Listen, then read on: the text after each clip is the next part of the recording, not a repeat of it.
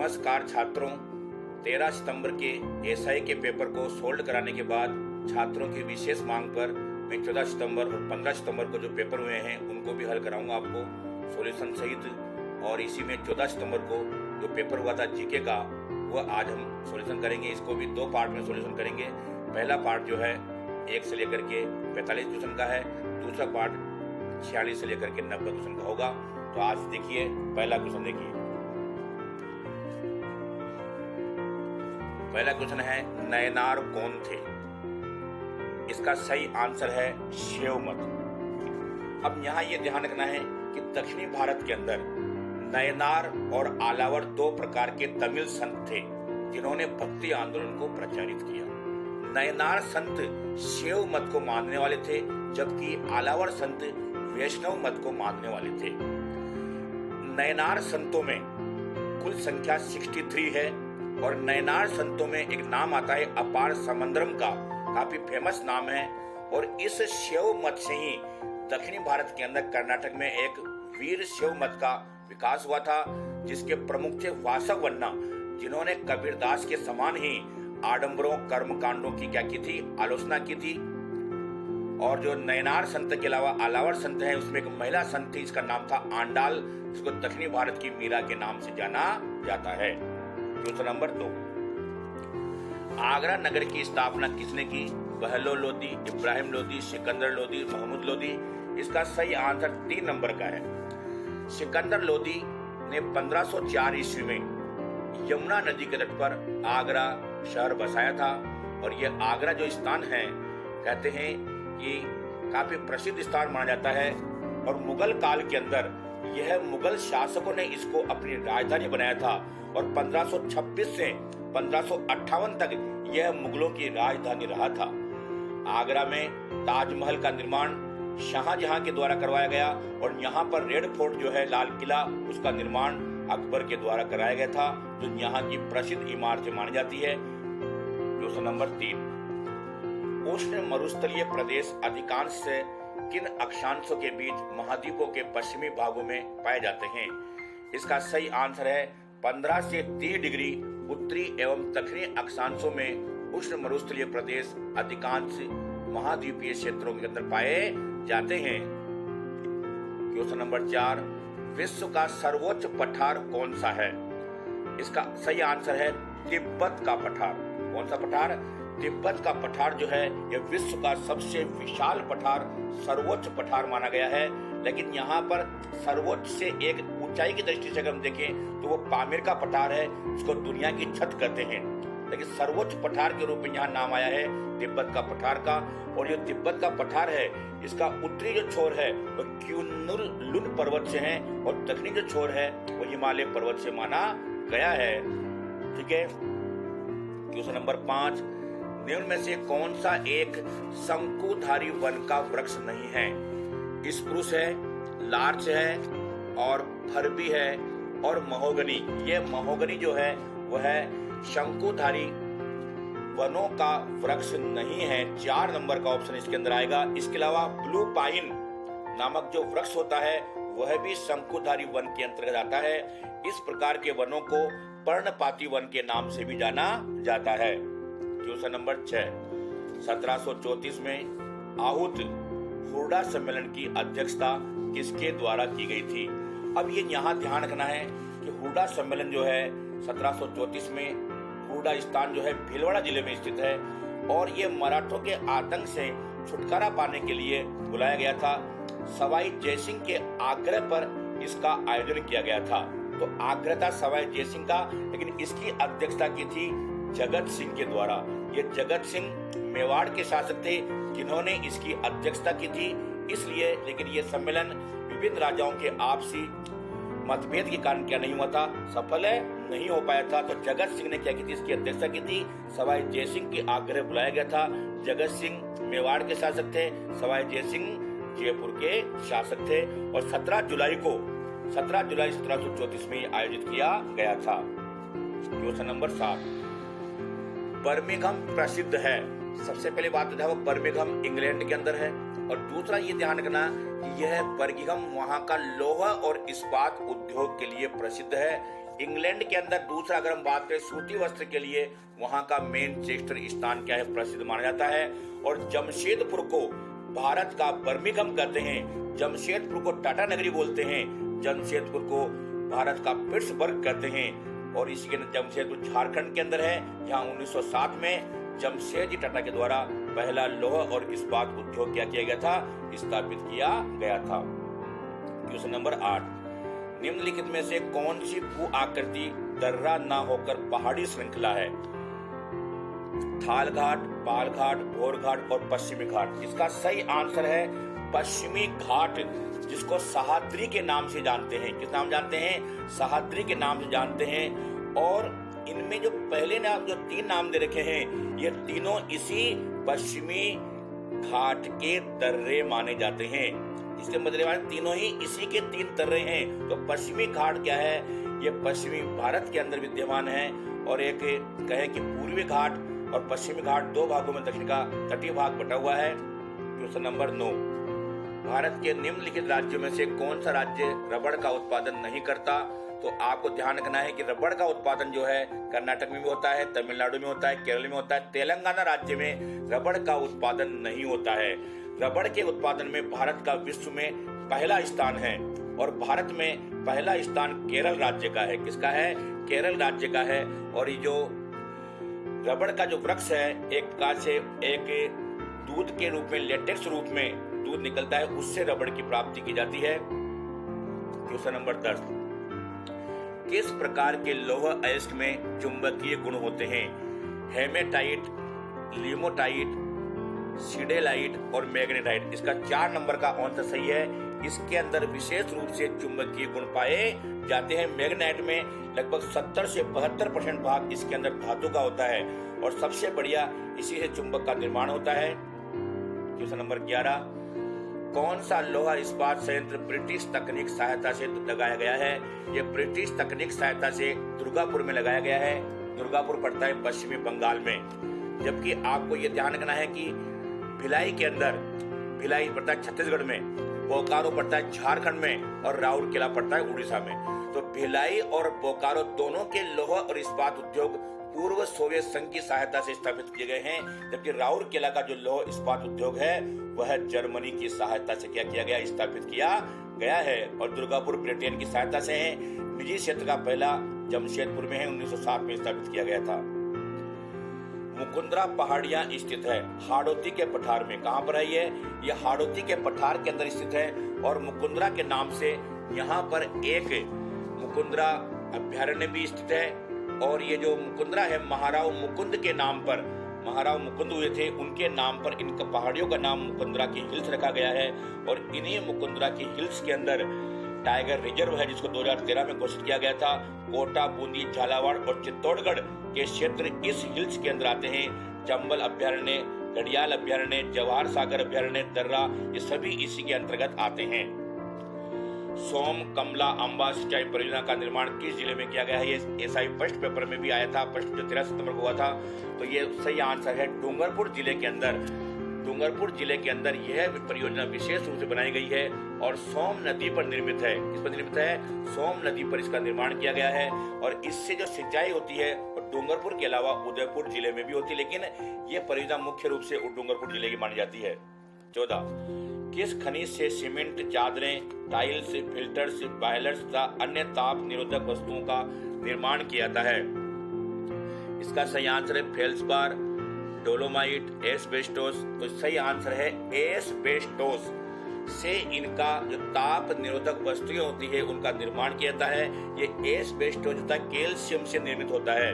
किससे निर्मित होता है? इसको रॉक वुल और मिनरल सिल्क के नाम से भी जानते हैं। इसको रॉक वुल और मिनरल सिल्क के नाम से भी जानते हैं। राजस्थान का राजस्थान का एस्बेस्टोस के निर्माण में देश में प्रथम स्थान माना जाता है। ये सिलिकेट का एक प्रकार के प्रकार माना जाता है। राजस्थान प्रथम स्थान रखता है। देश में लगभग 90% जो है एस्बेस्टोस का उत्पादन राजस्थान के अंदर होता है। राजस्थान के अंदर उदयपुर में ऋषभ देव और खेरवाड़ा जो खाने हैं वह इसी खनिज के लिए जानी जाती है।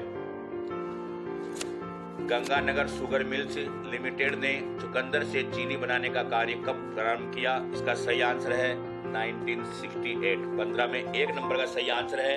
अब आपको ध्यान रखना है, राजस्थान के अंदर Mewar sugar mill, Ganganagar sugar mill और केशवराय पाटन 3 प्रमुख राजस्थान में सूती चीनी मिल्स हैं। इनमें से चुकंदर से चीनी का निर्माण कार्य केवल गंगानगर के अंदर ही होता है। और गंगानगर चीनी मिल की एक विशेषता है कि यह राजस्थान की सार्वजनिक क्षेत्र की पहली चीनी मिल भी मानी जाती है। 1936 में स्थापित हुई थी चीनी मिल। 1946 में यहाँ चीनी बनने का काम प्रारंभ हुआ था और 1968 में यहाँ पर ये जो कंपनी है मिल्स लिमिटेड है, उसने चुकंदर से चीनी बनाने का कार्य क्या किया था? प्रारंभ किया था 1968। इसका सही आंसर है। निम्नलिखित में से कौन सी पाइपलाइन केवल गैस का ही परिवहन करती है? इसका सही आंसर 3 नंबर का जो ऑप्शन है, यह जो 3 नंबर की जो पाइपलाइन है, यह केवल गैस का ही क्या करती है? परिवहन करती है। तो इसमें 3 नंबर का आंसर क्या हो गया? सही हो गया।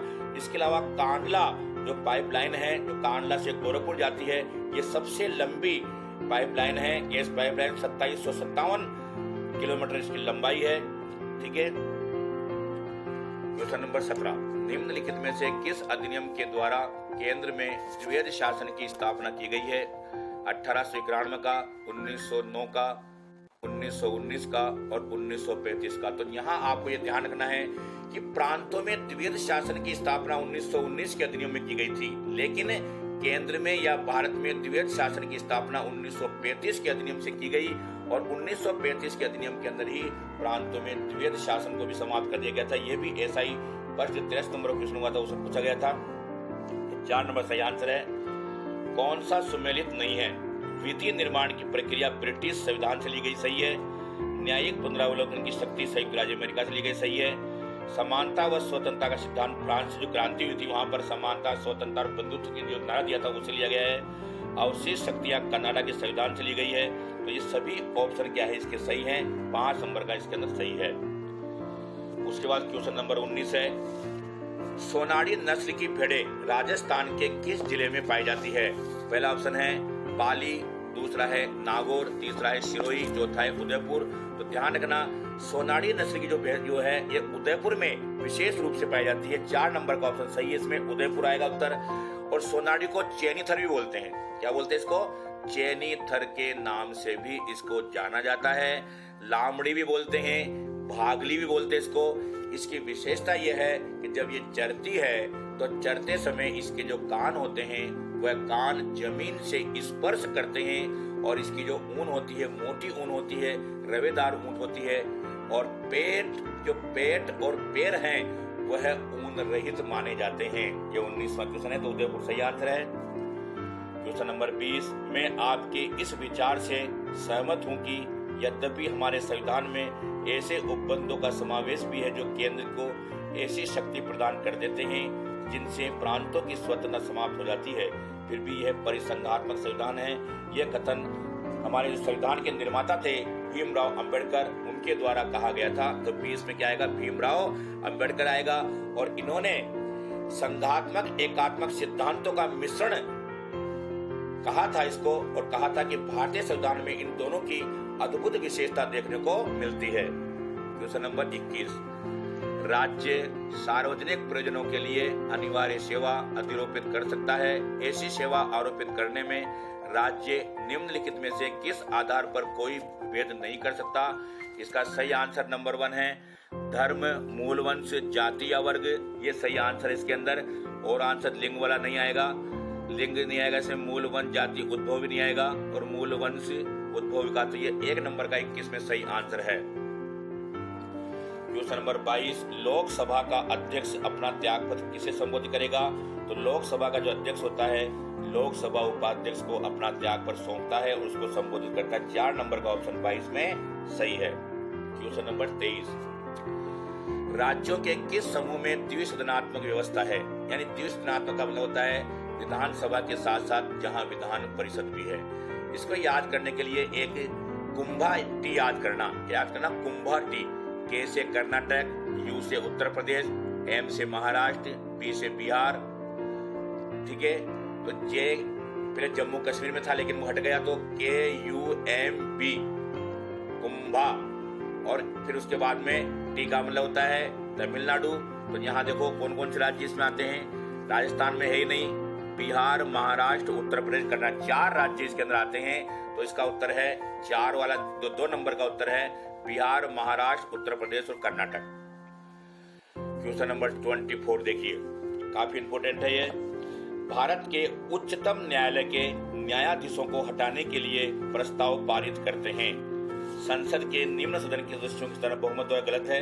संसद के उच्च सदन के 2/3 बहुमत द्वारा, ये भी गलत है। प्रत्येक सदन की कुल सदस्य संख्या के बहुमत द्वारा, और चौथा है प्रत्येक सदन की कुल सदस्य बहुमत द्वारा उच्च सदन में उपस्थित और मत देने वाले सदस्यों के 2/3 बहुमत द्वारा। तो ये 4 नंबर का जो ऑप्शन है यह सही है। अब आपको ये ध्यान रखना है कि हमारे देश में राष्ट्रपति को महाभियोग के द्वारा हटाया जाता है, लेकिन उच्च न्यायालय के और सर्वोच्च न्यायालय के न्यायाधीशों को महाभियोग के समान प्रक्रिया के आधार पर हटाया जाता है।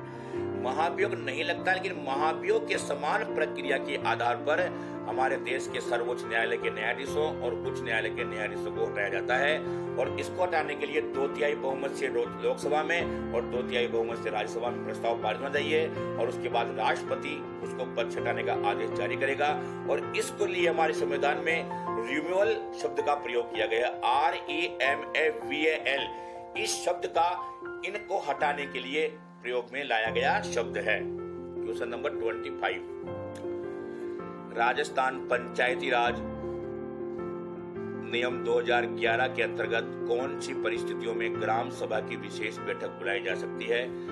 ग्राम सभा के कुल सदस्यों में से कम 5% या 25 सदस्य, इसमें से जो भी अधिक हो सचिव को दी गई, यही आंसर इसका सही है।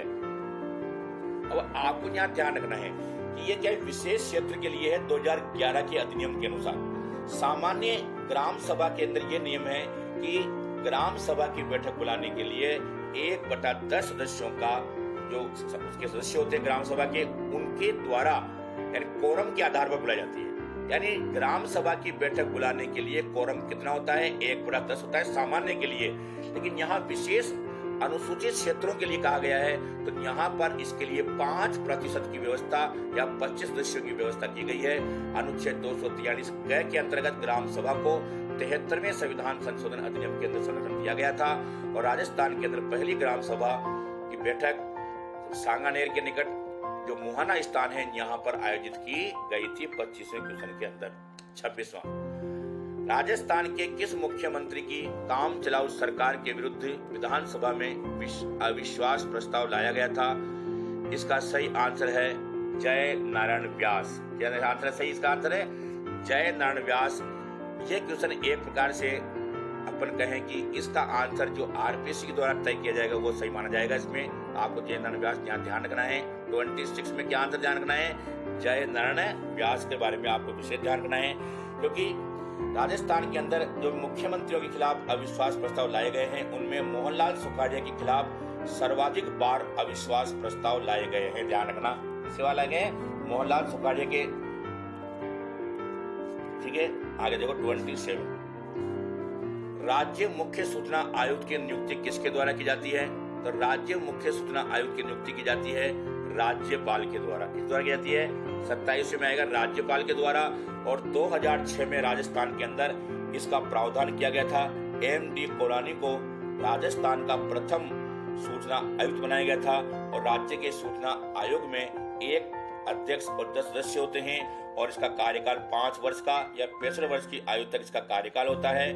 और ये नियुक्ति एक मुख्यमंत्री की अध्यक्षता वाली समिति के सुझावों के आधार पर की जाती है।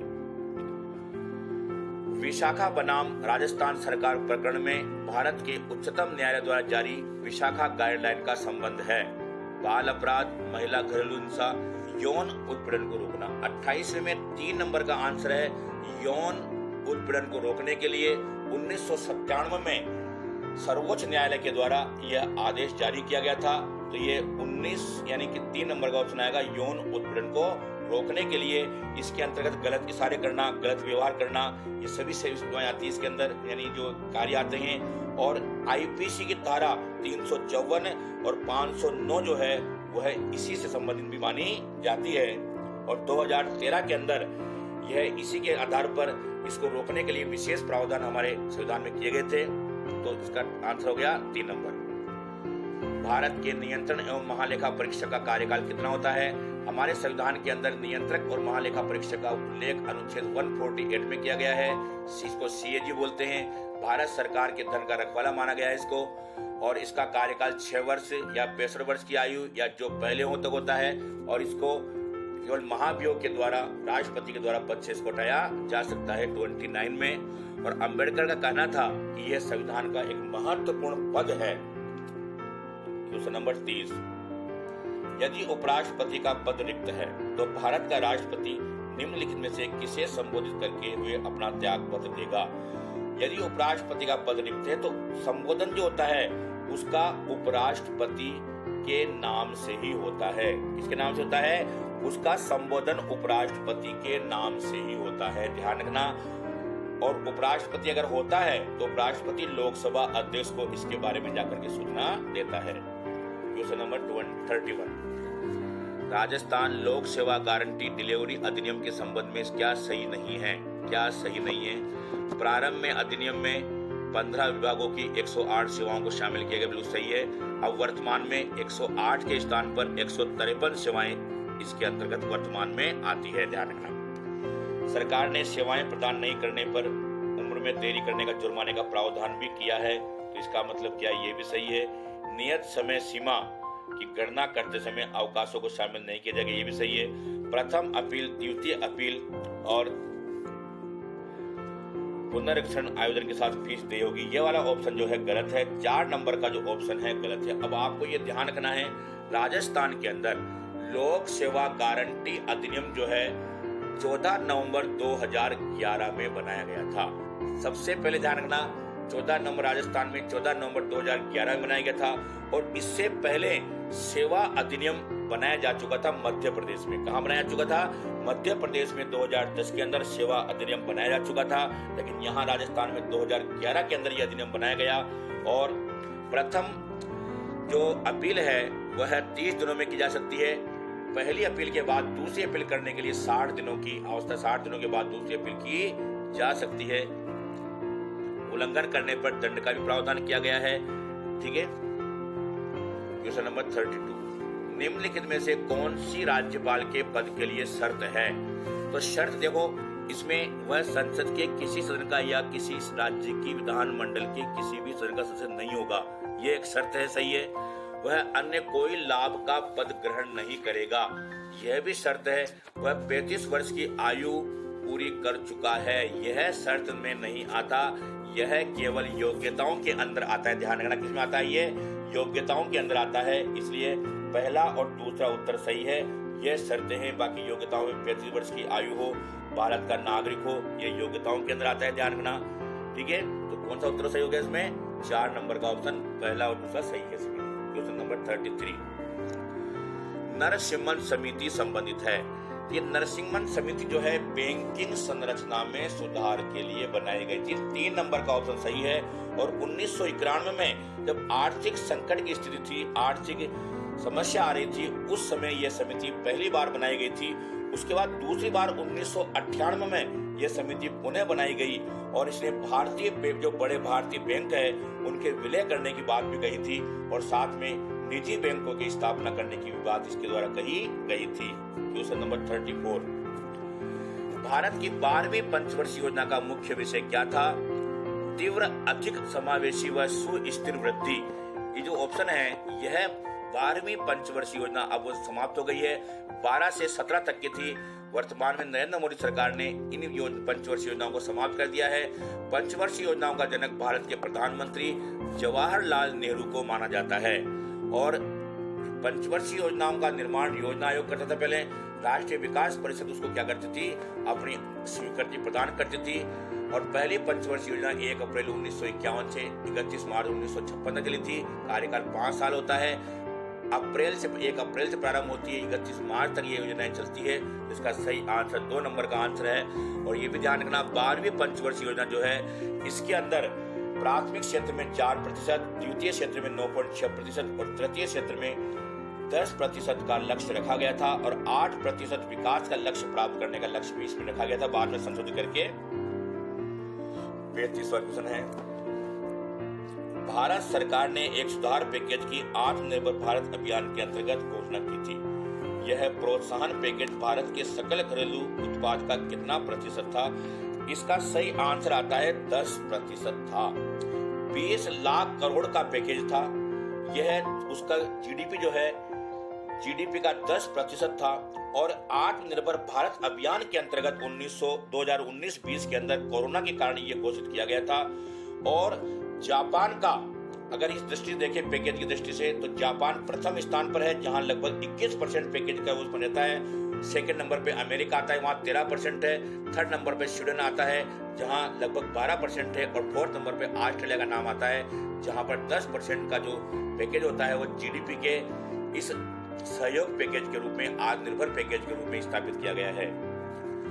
सामाजिक न्याय संतुलन है, इसमें आएगा व्यक्तिगत अधिकार एवं सामाजिक नियंत्रण के मध्य, समाज एवं व्यक्ति के मध्य, मूल अधिकार एवं न्याय प्रणाली के मध्य, व्यक्ति एवं परिवार के मध्य। इसका सही आंसर नाम देगा सामाजिक न्याय, समाज और व्यक्ति के मध्य इसको माना जाता है 36 में 2 नंबर का। सार्वजनिक आवश्यकताएं जो उपभोक्ता की वरीयता के आधार पर संतुष्ट होती है कहलाती है मेरिट आवश्यकताएं, सामूहिक आवश्यकताएं, सामाजिक आवश्यकताएं, उपयोगिता उन्मुख आवश्यकताएं। 4 नंबर का ऑप्शन क्या है इसके अंदर सही है। इसके अंदर ये आपको 4 नंबर का उपयोगिता उन्मुख आवश्यकताओं को ही वरीयता के आधार पर क्या होती है, संतुष्ट की जाती है कुछ।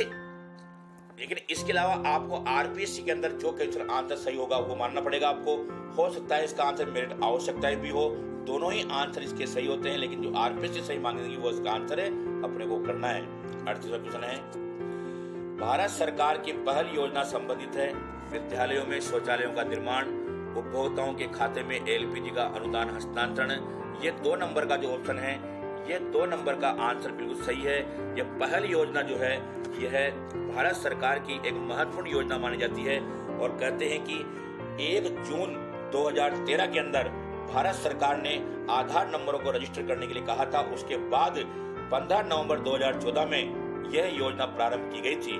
उसके बाद 1 जनवरी 2015 में इसको पूरे भारत के अंदर लागू कर दिया गया और इसके अंदर जो एलपीजी जो गैस है, कनेक्शन है, उनकी सब्सिडी डायरेक्ट उनके अकाउंट में पहुंचाने की बात कही गई है। ठीक है, मानव विकास सूचकांक का सूचक नहीं है जीवन स्तर, शिक्षा, जीवन प्रत्याशा और पर्यावरण की स्थिति। ये 4 नंबर का जो ऑप्शन है यह इसका सूचक नहीं माना जाता। उपरोक्त 3 ही सूचक माने जाते हैं।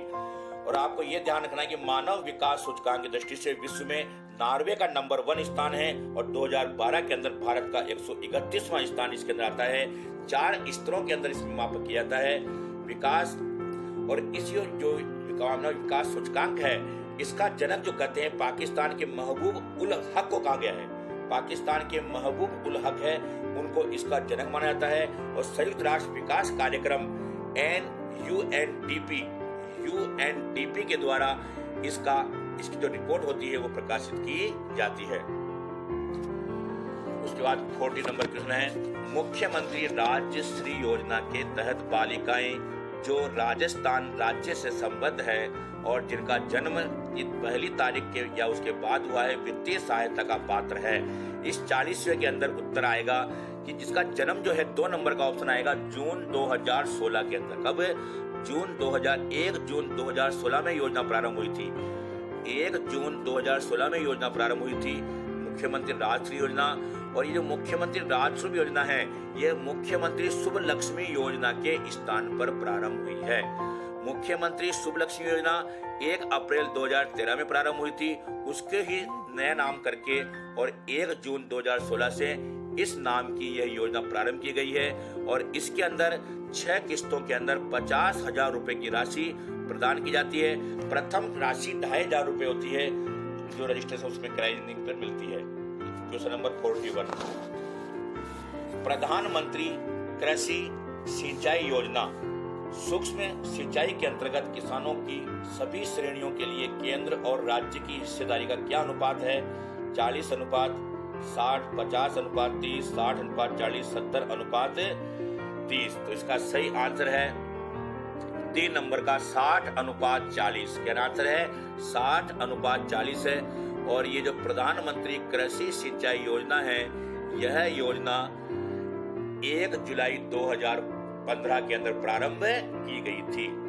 42वां क्वेश्चन, राजस्थान सतत विकास लक्ष्य सूचकांक 1.0 के अनुसार किस जिले ने सर्वाधिक अंक प्राप्त किए हैं? इसका सही आंसर है, जो जिला है वो झुंझुनू ने सर्वाधिक अंक प्राप्त किए। ये तो हमारा आंसर सही हो गया। लेकिन आपको ये ध्यान रखना है कि इस दृष्टि से भारत में केरल राज्य सर्वोच्च आता है। कौन सा राज्य सर्वोच्च आता है? केरल राज्य सर्वोच्च आता है इसके अंदर, और उसके 75 अंक निर्धारित किए गए हैं। केंद्र शासित प्रदेशों में चंडीगढ़ नंबर 1 पे आता है, जिसके 79 अंक है। और सबसे पिछड़ी राज्य जो माने गए हैं वो बिहार, और बिहार है 52 अंक के साथ। यह जो रिपोर्ट है नीति आयोग द्वारा जारी की जाती है। इसके अलावा राजस्थान के अंदर शीर्ष जो 1 नंबर के जो राज्य होते हैं उसमें शीर्ष 1.0 के अंदर झुंझुनू के अलावा एक जयपुर जिला भी आता है, और उसके अलावा नीचे में आता है 12 और जैसलमेर। 2 नंबर के जो इंडेक्स वाला राज्य है वो आता है कोटा और चूरू, और सबसे न्यूनतम में आता है बाड़मेर और जैसलमेर। सबसे न्यून 2 नंबर के उसके अंदर आते हैं। सबसे निम्न तो कौन सा हो गया? बाड़मेर जैसलमेर हो गया 2 नंबर में, और उच्च कौन सा हो गया? कोटा चूरू हो गया। 1 नंबर में झुंझुनू और जयपुर टॉप नंबर पे हो गए, और 12 और जैसलमेर क्या हो गए? नीचे के नंबर पे हो गए। क्वेश्चन नंबर 43, जनगणना 2011 के अनुसार राजस्थान का न्यूनतम महिला साक्षरता दर वाला जिला कौन सा है? इसका सही आंसर 1 नंबर है, जालोर जो है राजस्थान का न्यूनतम महिला साक्षरता वाला जिला है, जहां पर लगभग 38.5% 2011 के अनुसार साक्षरता दर है महिला। और न्यूनतम अगर आपसे पुरुष पूछे तो प्रतापगढ़ और बांसवाड़ा में 69.5% है, प्रतापनगर और बांसवाड़ा में। और अगर न्यूनतम औसत पूछे आपसे तो जालोर में 54.9% के लगभग जालोर में है न्यूनतम। तो न्यूनतम औसत पूछे तो जालोर ध्यान रखना है, न्यूनतम पुरुष पूछे तो प्रतापगढ़ बांसवाड़ा ध्यान रखना है, और अगर न्यूनतम आपको महिला पूछे तो जालोर का नाम ध्यान रखना है। राजस्थान में नवजीवन योजना प्रारंभ की गई थी। तो ये नवजीवन योजना है, यह अवैध शराब के निर्माण में शामिल व्यक्ति समुदायों के लिए नशे के आदियों को रोजगार के अवसर उपलब्ध कराने के लिए राज्य सरकार के स्कूलों में भी गलत है। कैदियों को ये पहला नंबर का जो ऑप्शन है 44 में पहला नंबर का है, अवैध रूप से शराब के निर्माण में जो व्यक्ति लगे हुए हैं उनसे संबंधित है, उन परिवारों के समुदायों से संबंधित मानी गई है। और 2015 के अंदर आर्थिक रूप से इनके लिए यह विशेष योजना क्या की गई थी? प्रारंभ की गई थी। 45 क्वेश्चन है, लेखांकन में समाहित है लेन देन पर नजर रखना, वित्तीय जानकारी रखना, और आंकड़ों के संग्रहण की प्रणाली एवं उप प्रणाली द्वारा सूचनाओं का परीक्षण उपयुक्त सभी। ये जो 4 नंबर का ऑप्शन है ये सही है। ये सभी रूप के अंदर क्या होता है? लेखांकन का काम होता है। ठीक है। क्वेश्चन नंबर 46, निम्न में से कौन सा राजकोषीय नीति का उपकरण नहीं है? बैंक दर कौन सा है? ये बैंक दर जो है ये मौद्रिक नीति के अंदर आती है। अगर भारत सरकार के द्वारा जो नीतियां निर्धारित की जाती है उनको बोलते हैं राजकोषीय नीतियां। और जैसे मुद्रास्फीति को कम करना, ज्यादा करना, अवमूल्यन करना, ये सब भारत सरकार की राजकोषीय नीति आती है। और इसके अलावा जो मौद्रिक नीतियां आती है वो रिजर्व बैंक तय करता है, जैसे रेपो दर, बैंक दर, रिवर्स रेपो दर, सारी क्या होती है? मौद्रिक नीतियों के अंदर आती है। तो यहाँ 3 नंबर का ऑप्शन है जो राजकोषीय नीति का उपकरण नहीं है, 3 नंबर का क्वेश्चन है। आगे क्वेश्चन नंबर है 47, पहाड़ पर चढ़ता हुआ व्यक्ति आगे की ओर क्यों झुक जाता है? इसका सही आंसर है स्थायित्व बढ़ाने के लिए, स्थिरता लाने के लिए, स्थायित्व के लिए। 3 कारण है, स्थायित्व बढ़ाने के लिए, स्थिरता लाने के लिए, स्थायित्व पैदा करने के लिए। क्योंकि सीधे रहने पर आगे के गुरुत्व के कारण क्या होता है? जब व्यक्ति सीधा खड़ा रहता है तो पैरों के द्वारा बीच में गुरुत्व बल बना रहता है, इसलिए। लेकिन जब वह पहाड़ पर ऊपर की ओर चलता है तो वह आगे की ओर क्या होता है? झुकता है। और संतुलित करने के लिए क्या करना पड़ता है? उसको अपने शरीर को बैलेंस बनाने के लिए, स्थायित्व करने के लिए क्या करना पड़ता है? उसको आगे की ओर झुकना पड़ता है। 3 नंबर का आंसर सही है। मानव शरीर में ग्लूकोज किस रूप में संग्रहित होता है? तो ये होता है ग्लाइकोजन के रूप में। देखो, ग्लूकोज का ग्लाइकोजन के रूप में संग्रहित होना ग्लाइकोलाइसिस कहलाता है। क्या कहलाता है? ग्लाइकोजेनेलाइसिस कहलाता है। ग्लूकोज का ग्लाइकोजन के रूप में, जब आवश्यकता से ज्यादा ग्लूकोज की मात्रा हमारे शरीर में होती है तो उसको ग्लाइकोजेनोलाइसिस कहते हैं, जिसको संग्रहित किया जाता है ग्लूकोज ग्लाइकोजन में। जब हमारे शरीर में ग्लूकोज की कमी होती है तो यकृत में जमा होता है ये, और यकृत से ग्लाइकोजन का वापस क्या डालता रहता है ब्लड के अंदर। तो एक मात्रा निश्चित रूप से तो यकृत में और पेशियों के अंदर यह ग्लूकोज ग्लाइकोजन के रूप में संग्रहित होता है। आवश्यकता पड़ने पर वापस ग्लाइकोजन ग्लूकोज में कन्वर्ट होता रहता है। ठीक है, तो यकृत और पेशियों में हो गया ये। 49, मनुष्य के शरीर का कठोरतम पदार्थ कौन सा है? इसका सही आंसर केराटिन गलत है, हड्डी गलत है, दांत का इनेमल। जो दांत का जो ऊपर वाला जो परत दांत होते हैं, इसकी जो ऊपरी परत होती है बिल्कुल, ये इनेमल होता है और ये सबसे कठोर भाग होता है। ये सुरक्षा करने वाला सुरक्षा कवच होता है। कैल्शियम फास्फेट से बना होता है। ये किससे बना होता है? कैल्शियम फास्फेट से बना होता है। एसिडिटी के कारण या मीठी चीजें खाने के कारण क्या होता है, ये जो परत होती है थोड़ी कम होती जाती है। ठीक है, तो इनेमल अपना खराब हो जाता है इस समय। तो 49 में क्या हो गया? इनेमल हो गया। थारपारकर किस पशु की नस्ल है? तो थारपारकर है गो नस्ल है, गाय की नस्ल है। थारपारकर, ध्यान रखना, गाय की नस्ल है थारपारकर। और ये जो थारपारकर है, यह इसकी उत्पत्ति बाड़मेर जिले में मालना क्षेत्र में पाई जाती है। और राजस्थान के अंदर थारपारकर जैसलमेर, बाड़मेर, गंगानगर जिलों के अंदर विशेष रूप से थारपारकर जो नस्ल है ये विशेष रूप से पाई जाती है। और राठी के बाद राजस्थान में सर्वाधिक दूध देने वाली एक गाय की नस्ल है। और जैसलमेर जिले में चांदन जो स्थान है, यहाँ पर चांदन स्थान के अंदर इसका एक अनुसंधान केंद्र भी बना हुआ है, ध्यान रखना। इसके अलावा जैसलमेर केंद्रीय पशु प्रजनन केंद्र सूरतगढ़ गंगानगर के अंदर भी स्थापित किया गया है। तो ये 50 क्वेश्चन जो हमारे हैं